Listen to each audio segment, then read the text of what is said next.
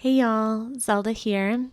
I am coming to you with a January roundup of the books that I read. I'm not actually going to go over all of the books that I read. I mostly want to talk about just the ones that I would recommend, as well as a couple that were truly awful. Now, keep in mind that as with all book reviews, I think there is no one person who determines what makes something good or not. Certainly, certain people have some expertise. And I am not coming to you as an expert. I am coming to you as a bookworm, as a person who loves reading, who has always loved reading, someone who reads a lot. I don't claim to be the expert on any of these things, nor do I want or intend to shame anyone who enjoys or likes these things, nor do I really want to rag on the authors. Like, I am going to list some that I found truly awful, just because sometimes I shop sales. I listen on Libro FM and I shop sales a lot, some of the like really discounted ones. And sometimes I wish that I would know if someone really dislikes one of the books, because I'm like, I'll spend $1 or $2 on it. And sometimes it's like, oh my gosh, that's like 9 hours of my life I cannot get back. And, that's how I felt about these. And, I think that it's great that people are writing and putting things out into the world. And maybe there is someone who would like them, but I will just share a little bit about what I liked, what I loved, and why. In January of 2026, I read 24 books total.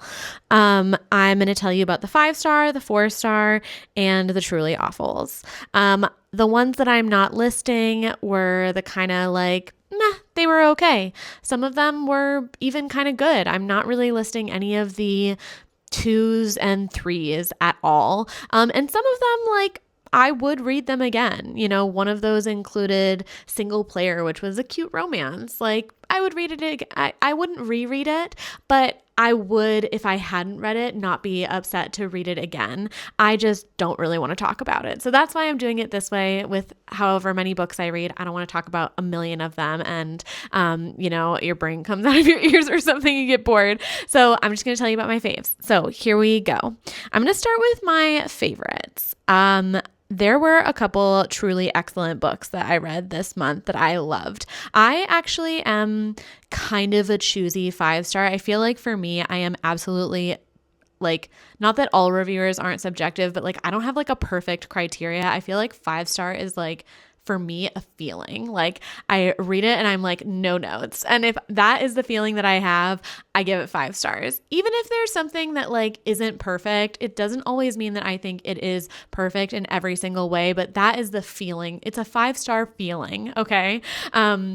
Not a Michelin star reviewer. This is just like how I like to rate it. And usually this is the ratings I give them on Storygraph. And mostly I like to be able to look at the end of the year, like which books did I just like absolutely love, in part because I love rereading books and I would really love to revisit and reread my 5-star reads at some point in the future. So the first of these is a nonfiction memoir. It is called How Far the Light Reaches, A Life in 10 Sea Creatures by Sabrina Imbler. And this book was so excellent. Most of the books, I did read quite a few books paper, but a lot of the books I read this month, I read as audiobooks, which I consider reading and is not up for debate on my channel. So I thought this was such a good audiobook. It was so, it like really felt visceral and there were amazing images. And I feel like this author really wove the sea creatures in with the queer experience and with their own experience of being multicultural. And it was really moving. It was also really engaging. And as someone who loves animals and am queer and love reading about queer memoirs and about multicultural memoirs, like I just feel like this checked all of my boxes and it was so poetic. I kind of put it in like a memoir, anti-memoir category where I would put like, things like Braiding Sweetgrass or Forest Euphoria. And I really loved it. And I loved listening to it as an audiobook. I believe it was read by the author. And that is something that if it is done well, I really love that. So I was totally enchanted by this book. I didn't want it to end. And honestly, I will say, like, not super surprising because it was like top of book lists.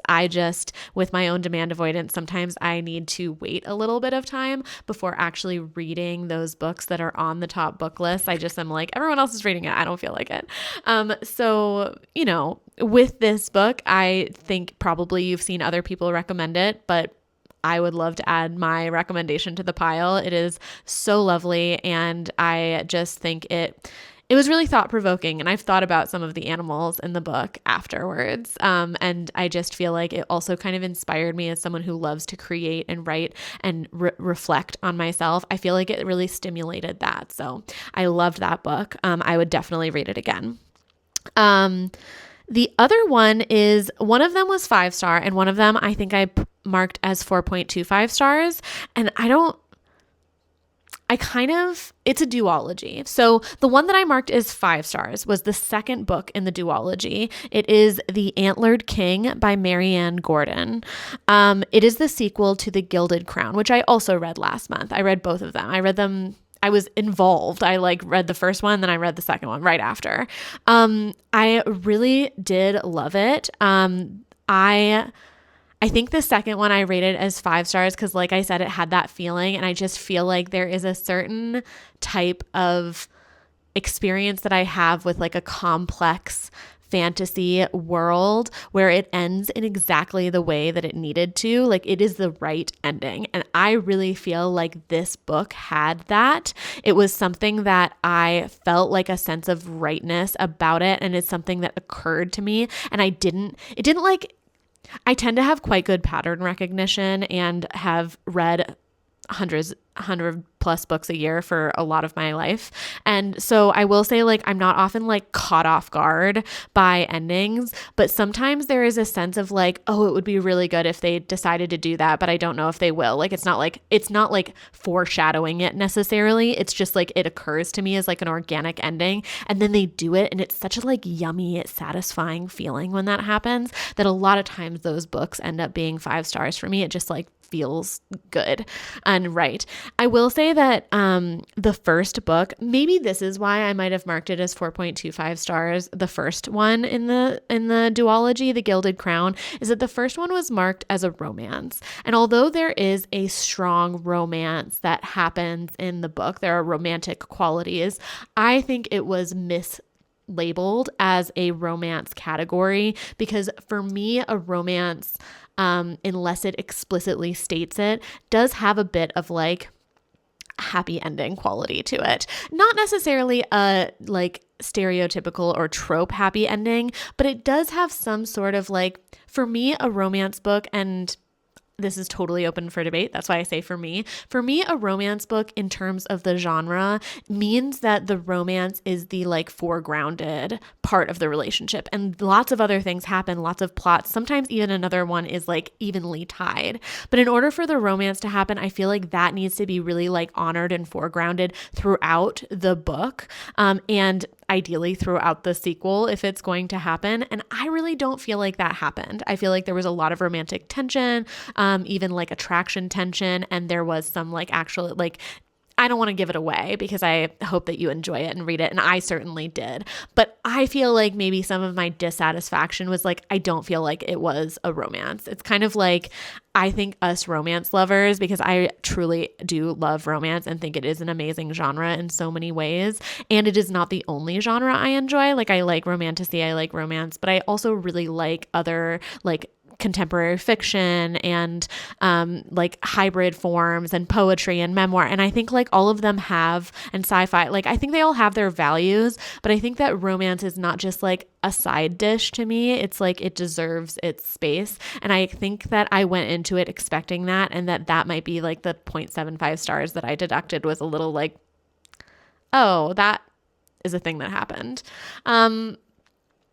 I don't want to give it away with the trope, because in some ways with romance, knowing the trope is like not going to ruin it. It's like, you know what you want, you order it on the menu and you're happy when you get it. Like that's how I feel about a lot of romances. And if it's like unique or like deconstructed in a way, great. But like, I don't always want to like order my comfort food and have it come like in a gaseous form and be like, wow, what a great concept. You know, like sometimes I want what I want. And so I think that this is not one that I would classify as a trope, and I don't want to spoil any of it for you. Essentially, this is about a necromancer and about power struggle. It is also very queer. It is got a sapphic romance element. There are gay characters. Like I just really did love the different characters, and I loved the nuance of the character. And it does deal a lot with death and resurrection. It is more of a dark theme, but not like gory, not like jumpy, not like, you know, it's more emotionally dense. This is like dealing with the shadow realm type of thing. But I think she did such a good job. I loved it. I would read something else by Marianne Gordon after reading it. And I just feel like The Antlered King had such a good, it was the perfect resolution. I loved it.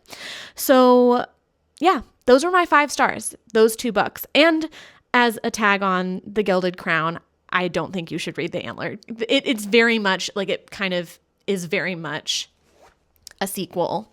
It is not a standalone, like one of the other ones that I will list. You could just read one and not read the other. It is not like that. I recommend reading them in order, and I do recommend them. I loved them. Like I said, I would read them again.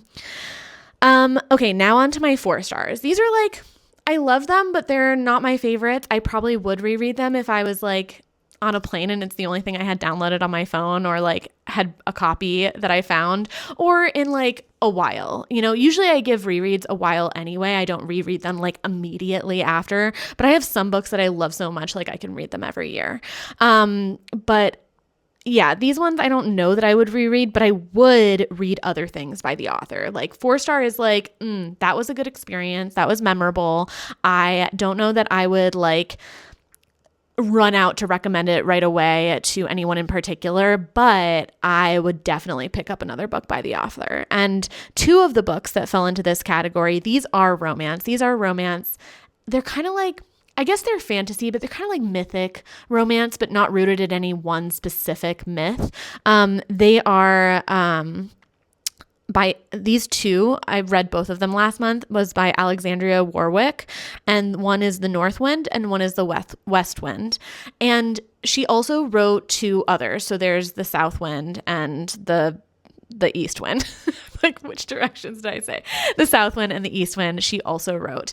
And I liked these. They also had a very quality of like reimagined fairy tales. Like The North Wind was kind of based on Beauty and the Beast, but I will say it wasn't like it was, and it also wasn't foregrounded. Not like Neon Gods, where it's like, yeah, it's reworked, but like these are the characters. Like it wasn't like, it was like they're their own characters. There's this kind of like archetype. It's like the archetype of these fairy tales, and that is kind of like invoked. And there is one for the West Wind as well, but I cannot remember it right now. It was, I think, a Greek myth overture or like archetype that was followed through this one.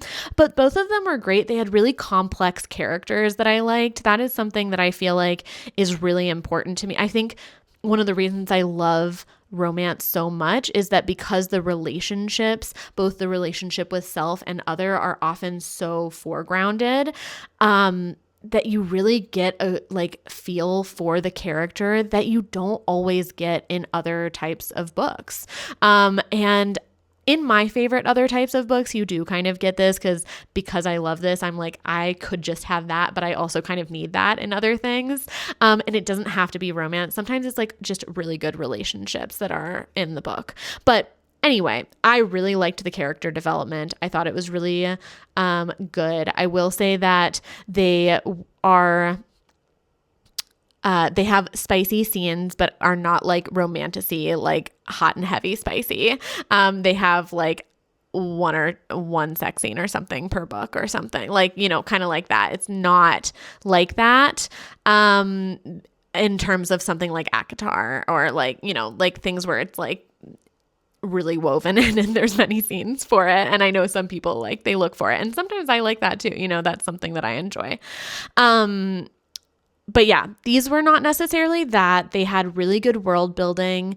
And yeah, I enjoyed them. I plan on, you know, this kind of maybe tells you about how much I liked it. I am not necessarily running out to spend my credits that I get. Like I save my credits for something like, and then I shop the sales a lot. I like love going through the sales, and they have sales on Libro FM all the time. So I usually wait until they go on sale for like $3 to $6. And if the South or the East Wind went on sale, I would absolutely get it. And if I get into a reading slump, they're definitely ones that I would consider getting.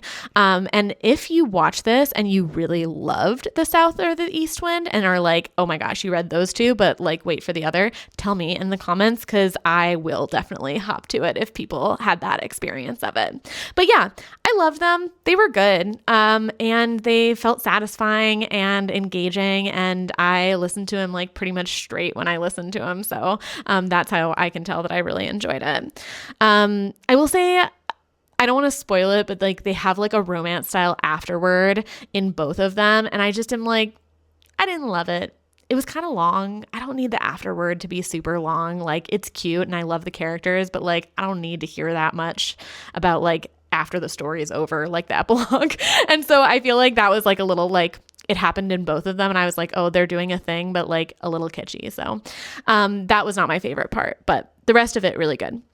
The other ones that I gave 4 stars, and one of these I gave 4.75 stars. So actually like very, very good. And I actually gave all the other books of this series, I think 5 stars. These are from the Singing Hills cycle by Nghi Vo. The Mammoths at the Gates is one. I think I gave that one 4.5 stars, and The Brides of High Hill, which I gave 4.75 stars. And I think the reason I like adjusted a little bit is that I actually found there was like an inconsistency that I felt confused about in one or two of them that was just like a little harder to follow. Like I felt like the other ones in the Singing Hills cycle were almost like perfection. They were just like a perfect, delightful, like, And these ones had like snag points that I just was like a little bit less in love with them than the other ones that I read. But I will say, they're really amazing. I love Nghi Vo. I'm really excited to read all of the other things that they've written. And I'm not really going to defend why I rate them. Like I said, it's very emotional based, but they're amazing. And I would recommend them like highly to anyone. I think they're really, they're a non-binary main character who is a cleric, and they kind of follow through these different stories. And it's just a really cool world to explore. It feels like folkloric in a way. Yeah, it's magical. I really love it. Another 4-star that was such an interesting one that I got from the library actually is the Tatami Time Machine Blues by Tomihiko Morimi. This is so weird. This is such a weird book. It was such an interesting book. My spouse also read this book, and they read it before me. And at first, I think they were like, I don't really know if I like the writing, like maybe it's the translation or something. And then eventually they were like laughing out loud. So I was really excited to read it. And when I started reading it, I was like, the writing is so strange. It's very like, it's got an ambiance to it. It's kind of like, it's a book about a play and like about a screenplay, but there's a time machine situation, but the character has like a specific way of saying things. And I don't know. It's very like atmospheric and funny. It like does feel very funny, and it reminded me of books that I like read in school. So it definitely felt like a little bit artful, or like they were doing a thing, which I really liked. It was really funny. It was a book that I don't know that I would have found any other way besides like browsing the library, which is like one of my top favorite activities to do as a bookworm. I love looking at recommendations, but it wasn't even a recommendation from like a librarian. It wasn't a new book. It was just one that I got it because at the end of 2025, I went and my partner and I were behind, my spouse and I were behind on our book goals, only by a couple books, but I bought a bunch of books that were like under a couple hundred pages. So like smaller books, and it was a smaller book. And so I grabbed this one and was like, maybe we'll like it. And so it was so fun to have this book and just have it be such a, it's almost like a caricature type of experience. Like that's what I mean by atmospheric. It was just, yeah, it was an experience. And I definitely recommend it. If you like reading and you like kind of like unusual type of books, I definitely would recommend it. So obviously I read 24 books. This is not all of the books that I read, but these are the ones I would really recommend, my 5 stars and my 4 stars. Now on to the truly awful. These are the books that I'm like, and one of these is really, truly awful because it is like, I think it was like 3 hours of listening, which is quite short. And I was like, I cannot have those 3 hours back, but I just wanted to finish it. I just didn't want to like not finish it. I don't like not finishing books if I'm pretty close. I'd rather just like hear the resolution so that I can like put it in my rating and be like, not again. Both of these I would say fall, like one of these is like more of like an erotica type of romance. It's technically a romance. It is called Strictly Yours by Olivia Turner. And yeah, I hated it. I didn't like it at all. I don't really like virgin tropes in type of erotica sexuality, but I didn't think it was sexy. And if it's erotica, it should be.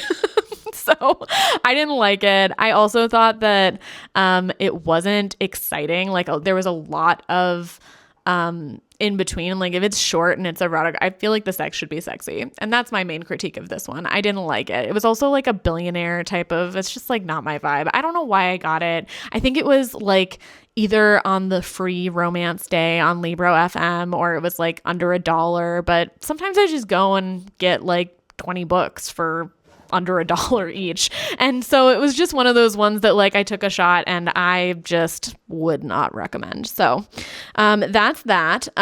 Mostly because it's not sexy, right? Like if it was bad but sexy, maybe worth $1, you know? Who knows? But not this one. The other one that was truly awful, so awful, in fact, that I read the first 2 books and just could not listen to the third, even though it is like part of a trilogy that I like had. It was like in one book, you know how they sell like a trio of books that are all connected. And I just like could not bring myself to listen to the third one. It is the Blood and Ruin trilogy by Rumer Hale. I just didn't like it. Again, this is more in the romance, the like sexy romance, I would say, where it is a why choose type of book. It is supernatural. All things, frankly, that I usually like. One of my favorite romance, like spicy romance books from last year was Psychopath and the subsequent books, and like they are dark. I know that like dark spicy romance is kind of like having a moment and has been having a moment for the past year or so, which like good for us, right? But also, and like I said, that's not the only genre I listen to, but I do enjoy it. And like it did come up as recommended for that particular book. And I actually really liked it. I thought it was like the Psychopath one. I can't remember the author right now, but it was really well written, and the characters, like each of the characters had their own backstory. Like in a Why Choose, I feel like you can't just have like carbon copies of like 5 different underwear models. Like that's not exciting. And like they don't have like relationships between them, it doesn't feel like.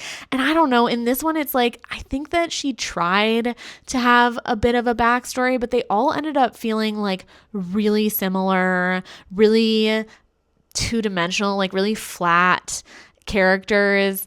It didn't feel like there was a lot of chemistry, and even though like it was a Why Choose, so there was sex, it just like didn't feel sexy. I don't know. And that is just like a pet peeve of mine. I'm like, if you're gonna do it, like it should be good, you know? Like I didn't like it. And because it is like one of those darker ones where there was just like